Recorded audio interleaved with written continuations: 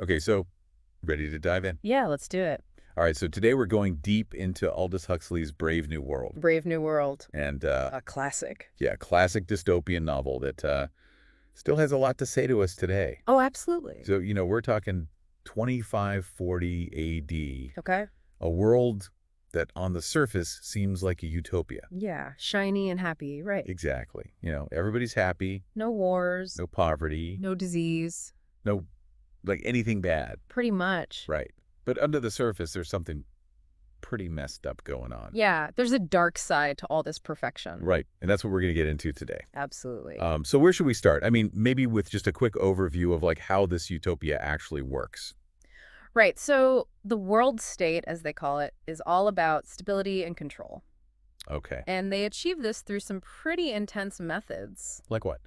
Well, for starters, they manufacture human beings. They what? Yeah, literally, they grow babies in these hatcheries and then condition them. Condition them. Yeah, they use like hypnopedia and all sorts of techniques to basically program people into specific roles. So it's like they're deciding what everyone's going to be even before they're born. Exactly, they have this caste system. Oh, right, with the alphas and the betas and all Exactly, that. the alphas are at the top. The smart ones? Yeah, the leaders, the thinkers, then you got your betas, gammas, deltas, and at the very bottom, the epsilons. The epsilons kind of get the short end of the stick. They do, they're basically bred for manual labor. And they're all happy with this arrangement.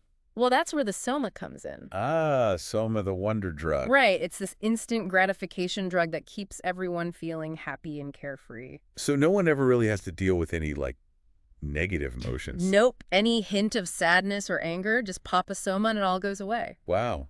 It's like they've engineered away all the bad stuff. Yeah, but at what cost, right? And that's the big question, isn't it? Absolutely. Yeah. I mean, is it really living if you're basically just a cog in a machine? And if you don't even have the freedom to feel your own emotions. Exactly. Yeah, so this is where Bernard starts to, like, shake things up a bit, right? Yeah, Bernard's our main guy. He's an alpha plus. Talk of the top. But he's kind of a misfit. He doesn't quite fit in. Nope, he's got this nagging sense that something's missing in his life. He's not satisfied with just soma and casual sex. Not at all. He longs for something more, something real. So what does he do? Well, he ends up going on a trip to the Savage Reservation with Lenina.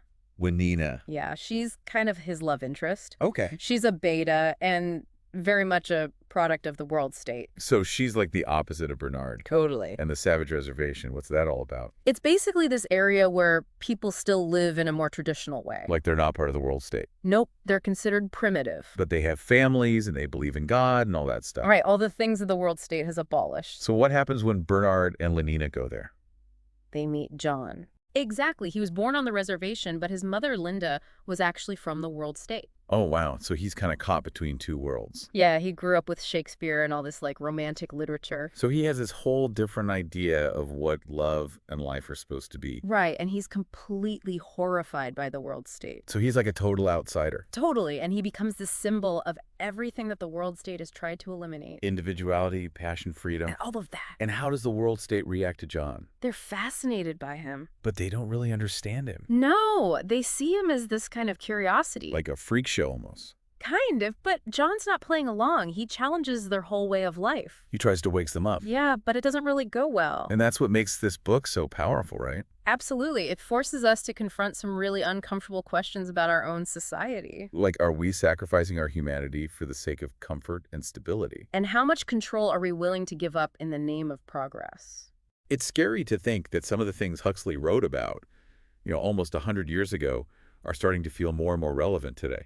Oh, definitely. I mean, Yeah. think about how much we rely on technology and instant gratification. And how much pressure there is to conform. Yeah, it's like we're slowly but surely creating our own brave new world. And that's a thought I think we should all leave with. Is this the future we want?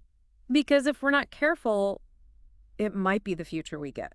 So read the book, folks, and decide for yourselves. It's a must read. It really is. Really.